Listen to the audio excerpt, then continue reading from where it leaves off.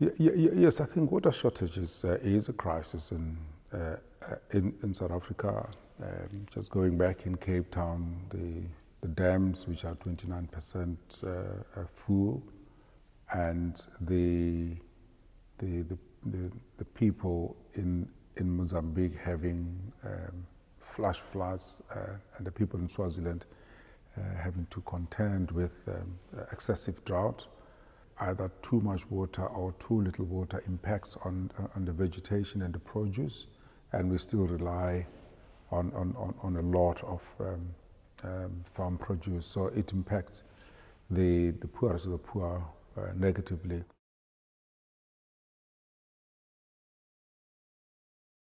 Those in the shacks and those in the poorest areas do not have access to water, and we are told by the World Council of Churches Water and Sanitation Research Unit that 900 million people globally do not have access to water and sanitation. And so back at home, I got the awful name of being the toilet Archbishop because of my involvement in water and sanitation.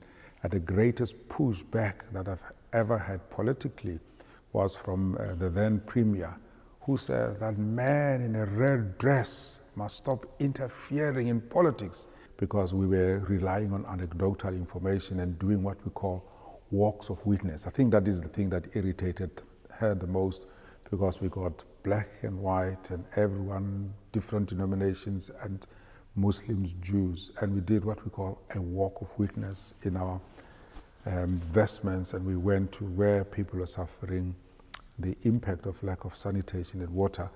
So, and then when the Human Rights Commission did their own visitation and study, they really vindicated our findings, which were anecdotal, with real research, and the city was compelled to do something about it. The rain patterns are no longer the same. The winter patterns are no longer the same. Drought has become too excessive. We have sometimes excessive flash floods. And no doubt there is the impact of climate change.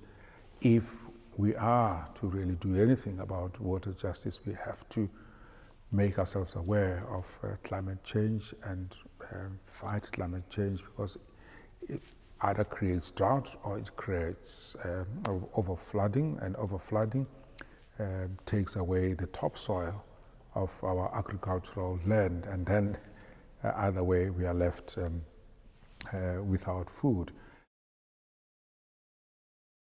My appeal to you in the UK and in the north and the west and highly industrialized societies, I'm saying, for the sake of this planet, please change your lifestyle, because you could impact the world so positively. You can do something. It's not climate change, I'm overwhelmed, where do I start? So change your lifestyle.